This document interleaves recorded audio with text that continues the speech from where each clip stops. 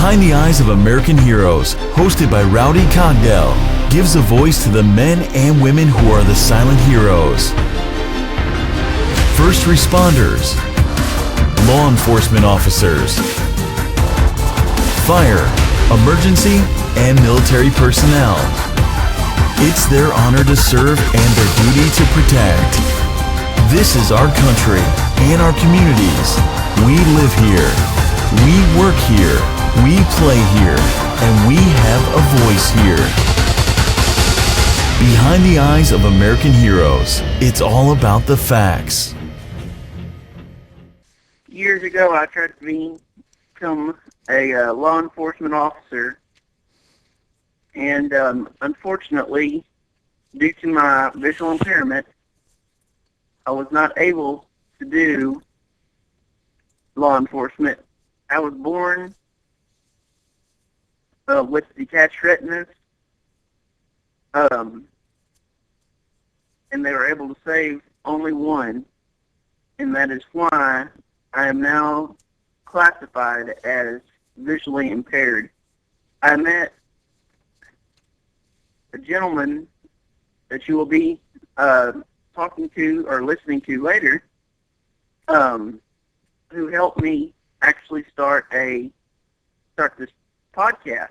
Thanks to Mr. Mike Simmons of the Aurora Police Department, retired 32 years, I'm able to do this podcast for law enforcement, firefighters, emergency personnel, military personnel, and first responders. I am now introducing Mr. Officer Mike Simmons of the Aurora Police Department, retired 32 years. How are you today, sir? Rowdy, I'm doing well, and thank you for having me. I tell you what, I've been real excited about this venture with you, knowing that you had a dream to become a public servant, knowing that because of your disability that you weren't going to be able to do it. And during our time together, it has been brought to my attention by you that you have an interest in radio.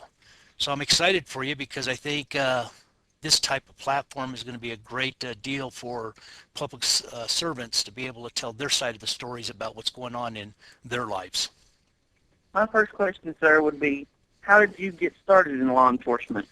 Well, I'll tell you, you had a dream to be involved in law enforcement, and so did I.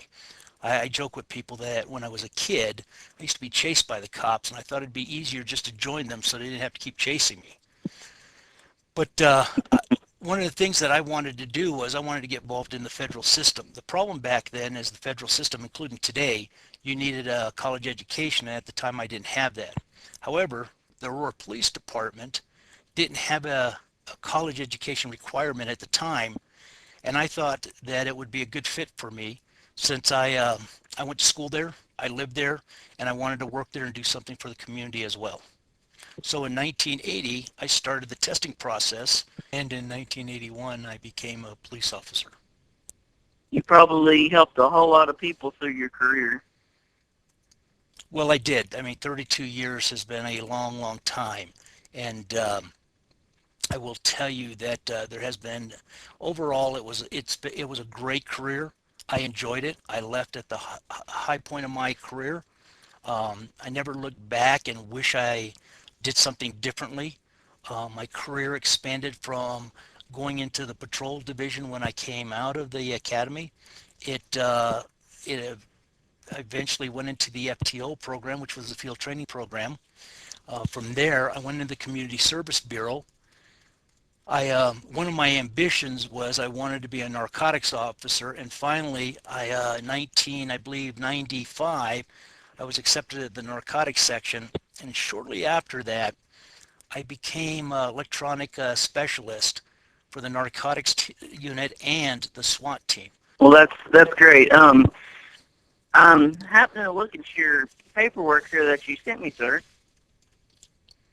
and I would like for you to tell my listeners what the DARE, the DARE instructor. Back in the 1980s, the Community Service Bureau which handled a lot of different things within the community. Basically, what it was a unit that one officer was assigned an area, and within that area, you had to know who lived there, who worked there, who went to school, and that was your job. It was also to take care of figure out what the crime patterns were, and do something proactive about solving those crimes. The DARE program was developed back in I got to tell you, it was 87, 88, and the DARE program basically stood for drug abuse resistance education, and it was taught in the 5th grade level. It was 13 weeks curriculum, and I got officers to go in there and literally teach. And I will tell you, from that time of me teaching, and I taught many schools and many classes, I will tell you I have a high respect for teachers. You talk about a career, or career that is undervalued, and that's our teachers. I mean, here are people that put a foundation on our children to last them a lifetime, and I really think we need to do more for those people in those careers. But DARE basically, we taught everything from consequences, stranger awareness. Like I said, it was 13 weeks long, and we literally did a curriculum, and they took a test at the end of the 13 weeks, and then we had a graduation for them. You're listening to Rowdy Cogdell with Behind the Eyes of American Heroes. We'll be back after these messages. Arrest reports alone are often incomplete and often lack a factual disposition to a case. Relying on these records could expose you to a claim of discrimination in your hiring practices. The use of conviction records from the courts is considered a best practice and helps demonstrate your commitment to fairness in hiring. Employment Background Solutions is your resource for accurate conviction records. EBS brings you the information you need in a secure environment at a cost-effective price, so you can make the better hiring decision. Call EBS at 866-522-4214 or info@ebscheck.com, or visit us at www.ebscheck.com. We're back with Rowdy Cogdell on the Behind the Eyes of American Heroes show. Says here something about FIO. I'm not exactly sure. FTO, field training. It's field training officer, and basically what that was, at a certain point, they selected patrol officers to be training officers, and for about a year, maybe a little bit longer, a year and a half, I was a field training officer where I trained the new kids coming out of the academy, helped them in a program. Basically, the field training program would be a program that they come out for 3 months, and they rotate every month with another officer. That officer evaluates them, scores them, and trains them. And after the 3 months, if they make it through the program, they become they're sworn at the academy, but they become officially officers once they're out on their own. So you basically have academy structure, and at the time with us, I think it was somewhere around 4 months. And then you go into 3 months into a training program on the street. And then about 7 months to 8 months, you're out and you're driving a car by yourself. How was the training? Well, the training was pretty intense. I mean, it was back then we did everything from constitutional law to arrest control techniques, traffic laws, shooting, driving. The gamut went forever. I mean, every week there was a test. If you failed 3 tests, you were out. So it was pretty intense. There was 8 hours of nothing but basically moving, and then you had to go home and do homework. I mean, we literally had to go home and retype all of our notes and study and get ready for the test on that Friday. So basically today it's just like it was like school back then. It is. Basically, what happens is a lot of the larger departments, and for Colorado, for instance, and I know I'll leave somebody out, but the Denver Police Department, Aurora Police Department, Arapahoe County, and Douglas County Sheriff's Department all have their own academies. So that basically is a school. You get certified through the state. You do get credit through colleges because of that. And then what happens is once you're out, you're getting paid while you go through that. And once you get out, you're a full-fledged officer. You mentioned shooting. Would you mind telling my listeners um, what type of shooting you had to endure during the beginning process. Well, in the academy, you shot quite a bit. I don't remember because it was so long ago, but I know you shot a few thousand rounds. Back then, when I first came on, we didn't have semi-automatics. We had revolvers. I carried a Colt Python 357. And one of the things that we were taught was how to shoot a gun properly, how to aim for center mass. Um, we shoot from different yardages. We are taught to shoot behind cover from vehicles, and we also did things like going through a make-believe house and stuff with simulation or paintball. So we'd feel how it was to go through the stress to be under that kind of conditions. You're listening to Rowdy Cogdell with Behind the Eyes of American Heroes. We'll be back after these messages. The Legends of Sports.us is dedicated to providing a turning point in your child's football knowledge and skills. This is more than just a football camp. 6 hours will be dedicated to your child's position and the drilling discipline it requires from our coaches at all levels, including the NFL. Imagine the benefit of 6 hours of professional training, which will translate onto the field of play. Visit www.thelegendsofsports.us or www.tlos.us for more info. We're back with Rowdy Cogdell on the Behind the Eyes of American Heroes show. People think that undercover officers probably carry everything that a normal patrol officer would have. Is that something that I'm correct about? No, back in the old days, it was a lot of cops didn't carry guns just because they got patted down and stuff before drug deals. But as time went on, more and more cops did carry guns because it wasn't unusual for the bad guys to carry guns. So even when we didn't carry the guns on us, it was always close by us. So if we were doing a drug deal in a car, the gun was somewhere in the car. And again, like I said, that was a short period of time in my career. Those days revolved real quickly into where we did carry our guns, and we did make sure that we were protected when we did dope deals. We don't carry or didn't carry tasers and batons and stuff like that because, again, you were undercover, whether you were buying drugs or picking up prostitutes or whether you were undercover in a... So was there one case that stood out more than another one? Well, there's always hundreds of cases, and you could my mind goes 100 miles an hour when you ask that because every case was different. I mean, you handled 100 domestics, and every one of those domestics were different. You handle 100 robberies or shootings, and every one of those is different. So when you ask me, is there one thing that stuck out of my mind? I handled a lot of death in my career, and I think that was probably the one thing that, it wasn't the death itself that bothered me. It was sometimes the victim, the child that died from Sid's death, and you stood there helpless looking at two parents that just were gone. They couldn't, they didn't know what to do, and you stood there looking at a child that passed away, and you look at mom and dad, and there's nothing you could do for the child, so you turn to mom and dad to see if you could comfort them.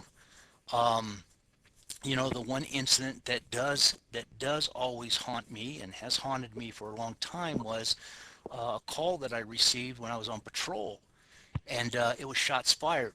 It wasn't unusual to get calls shots fired. Car backfired, firecrackers went off. People would call thinking that was gunfire. But I get a call to an apartment complex, and I go cruising this complex, and it's a pretty big complex. And I'm driving around, and I leave the complex, and I drive around in the residential area. I just don't hear anything. I don't see anything out of the ordinary. So I pull over, and I'm clearing off my call.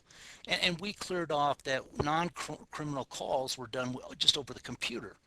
So I'm clearing off the call, and as I clear off, dispatch gets a hold of me and says, Mike, there's one more other person that just called in to report it, and we don't know what you want to do. And I said, well, I'll go back and talk to those people.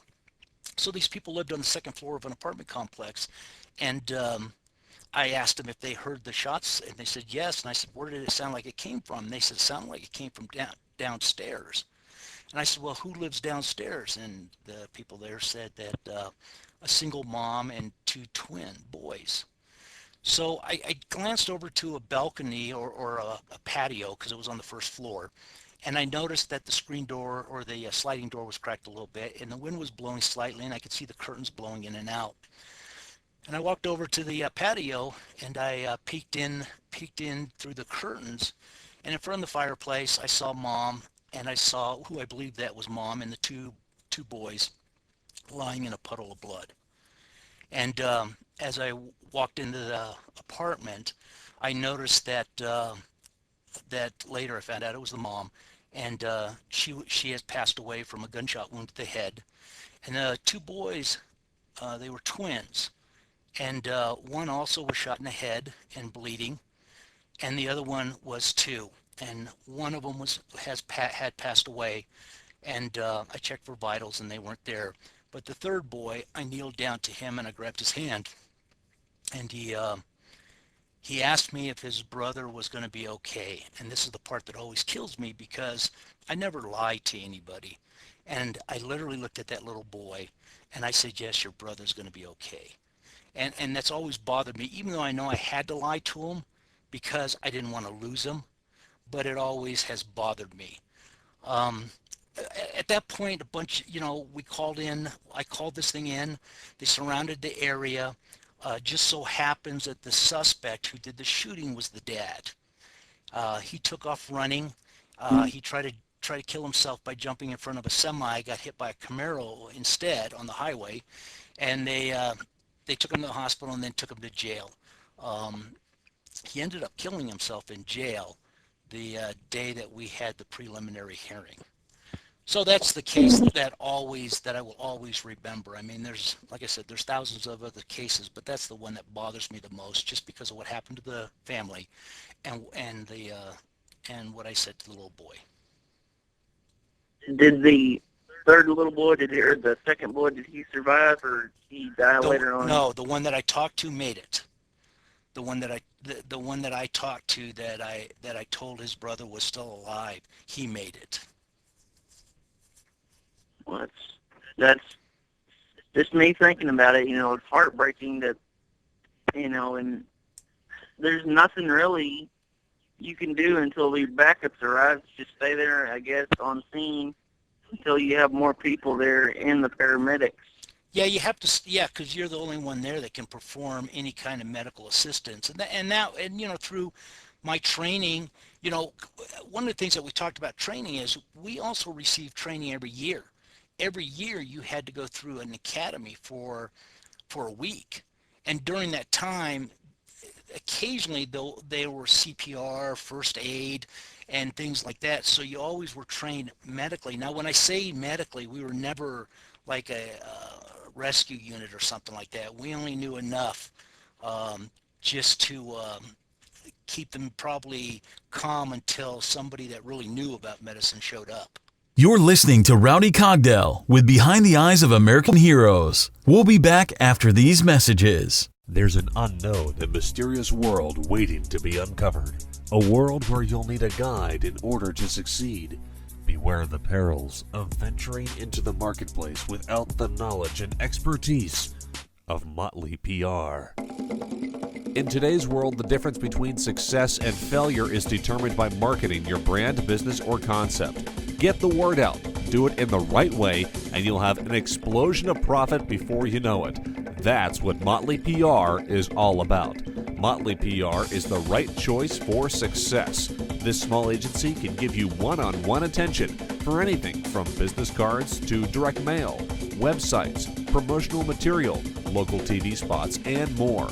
Contact them today at www.motleypr.com or call 331-425-9756, and together you can start showing and growing your business or service.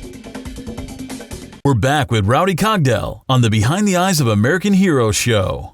I know it's been fun talking to you. I see that we're running out of time, and I was wondering if we'd be able to talk to you another time about the narcotics world, the SWAT world, and the electronics world that you mentioned, sir. Roddy, it's been a pleasure talking to you. And yes, you call me anytime, and I'll be more than happy to talk to you about those three different sections that I was involved in. And it's again, it's been a pleasure, and good luck with your venture. All right, thank you, sir. Brought to you by the Behind the Eyes of American Heroes show with Rowdy Cogdell.